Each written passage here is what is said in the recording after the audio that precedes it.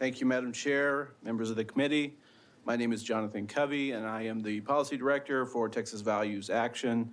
I'm testifying in favor of the bill, and I know that you have a lot of bills today as well, so I'll try to be very brief for you. So we all know that divorce wreaks havoc on the lives of children, often making them worse off emotionally and economically.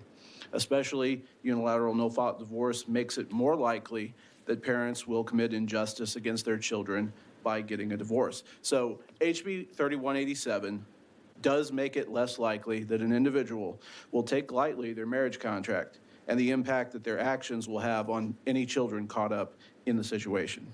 There are a number of studies that indicate making divorce easier is bad for children and worsens child outcomes, not only academically, but also emotionally and economically.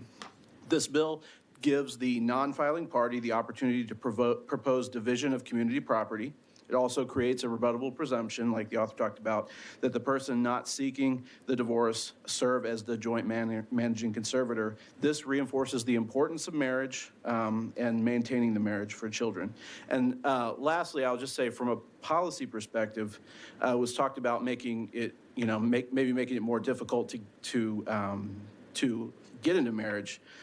People tend to invest in ways that minimize the downside of risk. So this is just kind of an idea, but whether it's our money or our time or our energy, as people all over routinely jump into situations where we have little to lose. So I think the natural progression of giving someone more to lose is going to correct a lot of the issues of people jumping so hastily into marriage. So you don't necessarily have to create a lot of new requirements to qualify for marriage. So I would just ask you to support this bill, and let's do a better job about protecting children who are the real victims in this situation.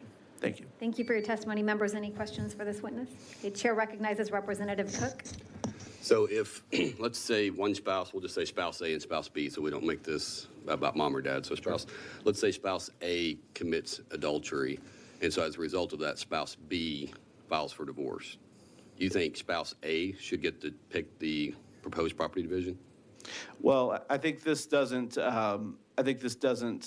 get rid of unilateral no-fault divorce. It just incentivizes. Specific question. You just testified about Sure. one part of the bill that says, notwithstanding any other law, if only one party files a petition for divorce on the grounds of insupportability, and if the suit for dissolution of marriage includes a SAPSR, it is a rebuttable presumption that it is in the best interest of the child for the party who did not file the petition to serve as a joint managing conservator and to also be the person that files a proposed property division of the real and personal community property of the parties. You believe that that's in the children's best interest and...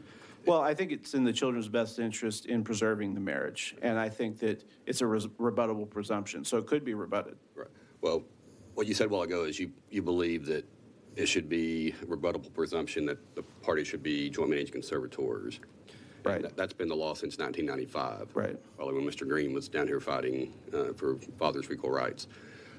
That law has been in place since 1995. What this law says, or what this proposed law says, not that they're just joint managing conservators, but also that parent has exclusive right to make the rights with regard to domicile. And so that's far different than saying right. JMC. JMC is great because it encourages parents to work together. Everybody has the same rights and duties, except some specific rights and duties, and one of those being the right to determine the primary residence of the child. So I just want to make sure that you know. Right. I apologize if I misspoke. I didn't mean to include the domicile requirement. Okay, right. Thank you. Thank you.